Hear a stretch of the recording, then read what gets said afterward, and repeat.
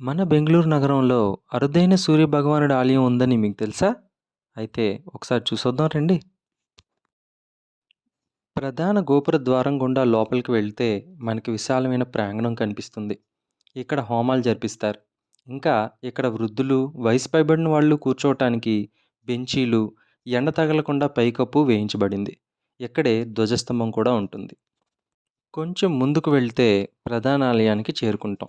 ఇక్కడ కూడా గర్భాలయానికి చుట్టూ పెద్ద మండపం ఉంటుంది. అందులో చక్కటి దేవతామూర్తుల అరుదైన చిత్రపటాలు ఉంటాయి. ఇక్కడ గర్భాలయంలో ఉన్న ప్రధానమైన సూర్యనారాయణ మూర్తి వారి 3.5 అడుగుల విగ్రహాన్ని బద్రీనాథ్ క్షేత్రం నుంచి తీసుకొచ్చారు. ఇక్కడ సూర్యనారాయణ స్వామి సప్తాశ్వాల రథం మీద నిల్చుని భక్తులకు కన్నుల నిండుగా దర్శనమిస్తారు. ఈ ఆలయం సూర్యనారాయణమూర్తి రథం నమూనాలో ఉంటుంది. చోళుల నిర్మాణ శైలి మనకి కనిపిస్తుంది.